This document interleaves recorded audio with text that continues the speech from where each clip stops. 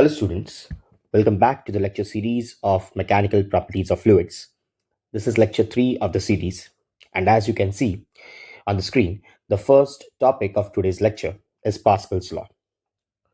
So on the right hand side you can see an image where we have shown a mechanism which is used to lift cars. You must have seen such mechanism in garages or in washing centers.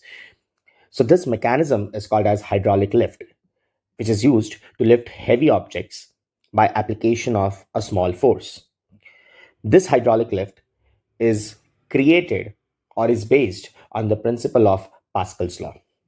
So first, let's understand Pascal's law and then explain the mechanism of hydraulic lift. Okay, so let's start with the definition of Pascal's law. I'll read out the statement.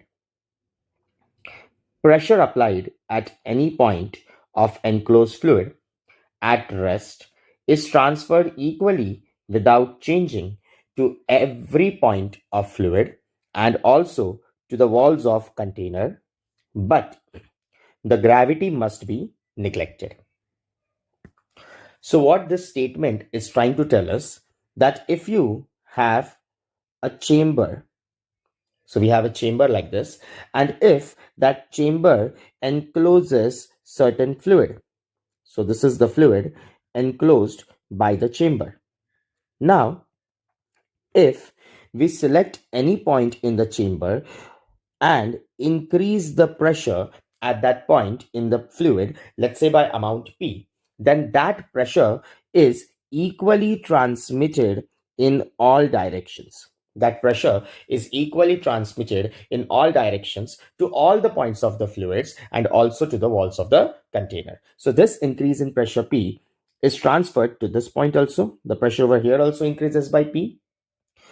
At this point also the pressure increases by P, and at every other point in the fluid the pressure increases by P. So this is what the Pascal's law is trying to tell us, that if we increase the pressure at any one point of the fluid, it is going to be equally transmitted to all the points of the fluid. So if pressure increases by P amount at a point in an enclosed fluid, the same amount of increase in pressure is going to occur at all the other points of the fluid. Okay.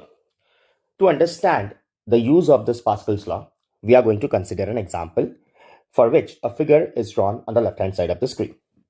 Now in this figure, we can see there is a chamber that encloses fluid in blue color, and the chamber consists of 4 pistons, of which I'll number the pistons. This is piston number 1, this is piston number 2, this is piston number 3, and this is piston number 4. Now, near the piston 1, we are applying force F, because of which what is happening, the pressure near the piston 1 is going to increase. Let's say the pressure increases by amount P near piston 1. Now, according to Pascal's law, this increase of pressure near the piston 1 is going to be transmitted equally without changing to all the other pistons. So near piston 2 also the pressure is P. Near piston 3 also now the pressure has increased by P, and near piston 4 also the pressure is now P. So basically the increase in pressure at or near piston 1 is equally transmitted to all the other pistons. So therefore we can write that pressure near piston 1 is equal to pressure near piston 2 is equal to pressure near piston 3, which is equal to pressure near piston 4. Now, since we are pushing the piston 1 downwards and creating a pressure P which is being transmitted towards other piston, there will be an outward force acting on the other pistons, because of which the other pistons will move outwards. So what we have to do is we have to apply a force in the opposite direction so that the other pistons, that is piston 2, piston 3, piston 4, will not move outwards. So the task is to find out how much force should act on piston 2, piston 3, and piston 4 so that their outward movement is restricted. So for this, we are going to use Pascal's law, which is basically we are going to equate the pressures. So let's calculate the force that has to be applied on piston 2 first. So for that, we use P1 is equal to P2. P1 can be written as F1 upon A1, and P2 can be written as F2 upon A2. F1 is F, A1 is A, and therefore, in place of F2, we'll write F2, and A2 is 2A. So therefore, what we get is F2 is equal to twice of F. F2 is equal to twice of F. So if we want to restrict the outward movement of piston 2, we will have to apply a counter force of amount 2F. Okay. Now let's calculate the force that needs to be applied near the piston 3 so that its outward movement is restricted. For that, we again equalize the pressure. P1 is equal to P3. P1 is F1 upon A. P3 is F3, sorry, A1. P3 is F3 upon A3. In place of F1, we write F. In place of A, we write A1, we write A. In place of F3, we again write F3. In place of A3, we write 3A. So from this, we get F3 is equal to 3F. So to restrict the outward movement of piston 3, we have to apply a counter force of amount 3F. So over here, for piston 2, the force was 2F. For piston 3, the force was 3F. Now, as we can see that if the area is doubled, the force will also be doubled. If the area is tripled, the force is also tripled. Now, for piston 4, let's directly guess the value. So we can see that the area is halved. Area is halved. Therefore, the force must also be halved. Must also be halved. And therefore, the counter force that must be acting on piston 4 to restrict its outward movement must be F by 2.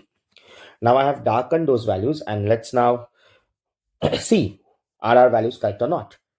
So for piston 2, the force is 2F, which we have calculated correctly. For piston 3, the force is 3F, which is again correct. And for piston 4, we need F by 2. So let's see.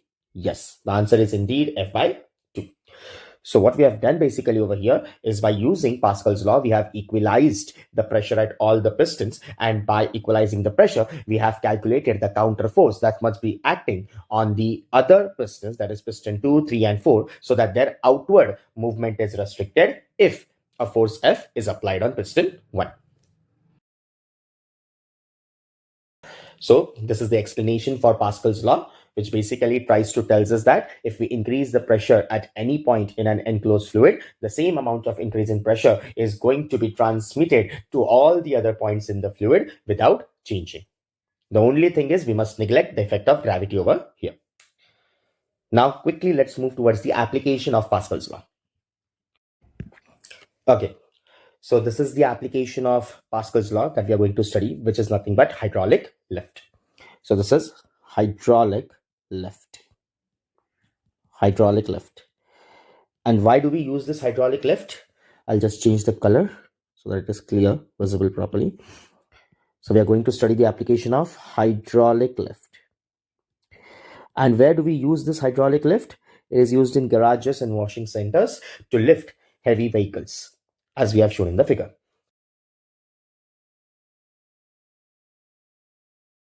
Okay, so let's understand the working of this hydraulic lift.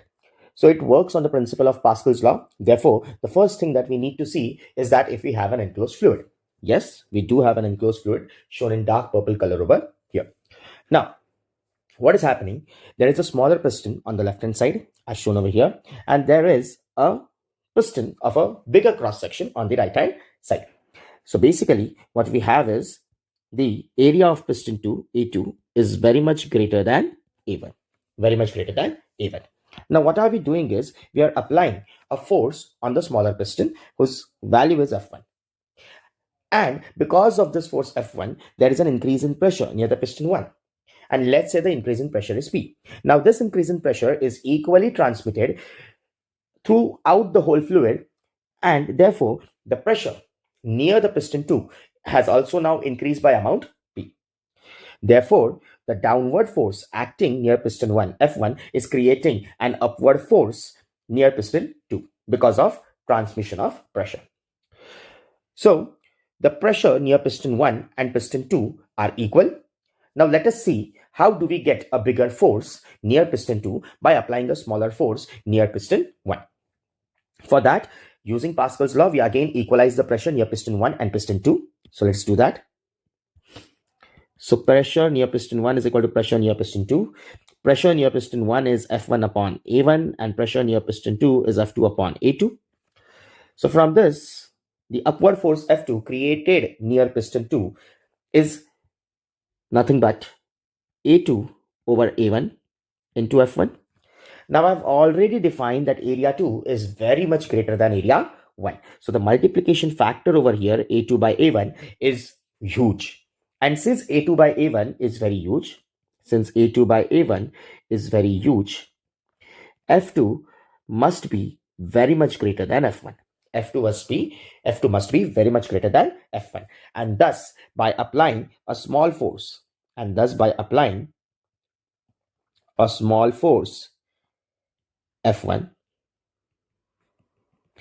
we create a huge force F2 to lift heavy objects.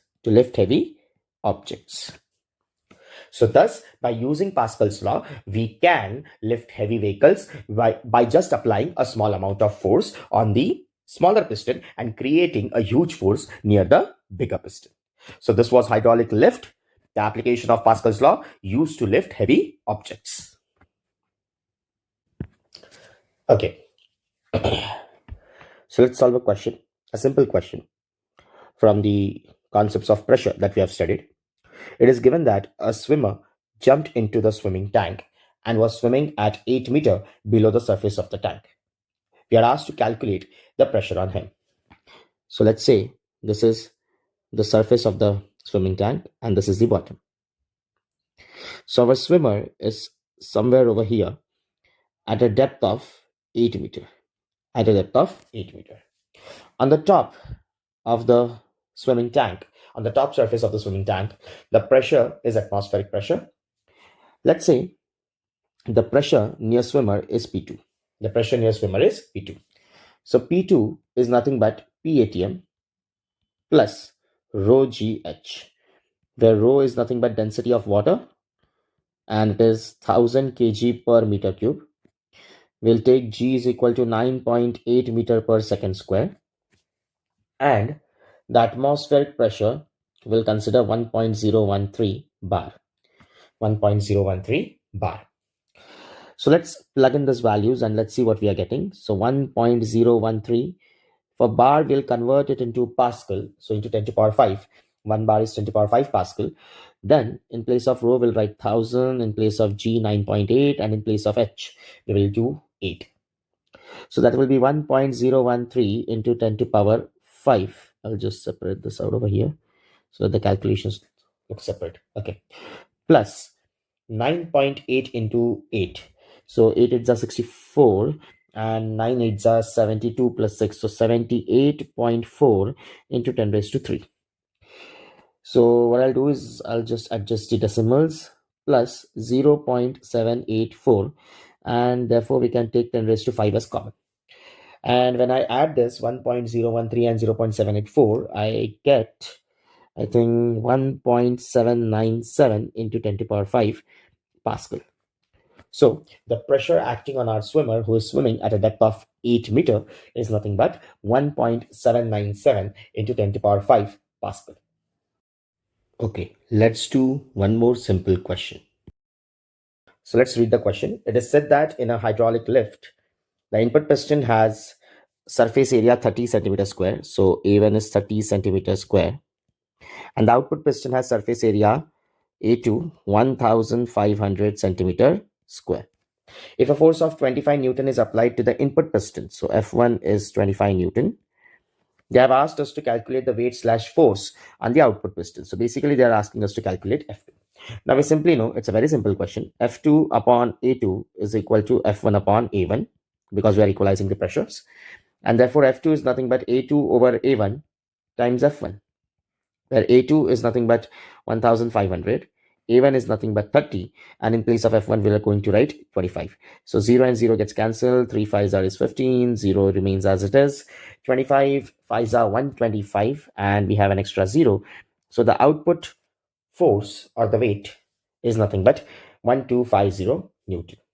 Okay, so that's all the content for today's lecture. So we saw Pascal's law. We also saw an application of Pascal's law, which is nothing but hydraulic lift. And then we have seen basic examples based on calculation of pressure and hydraulic lift. So that's all for today. Let's meet in the next lecture. Till then, keep studying. And thank you very much.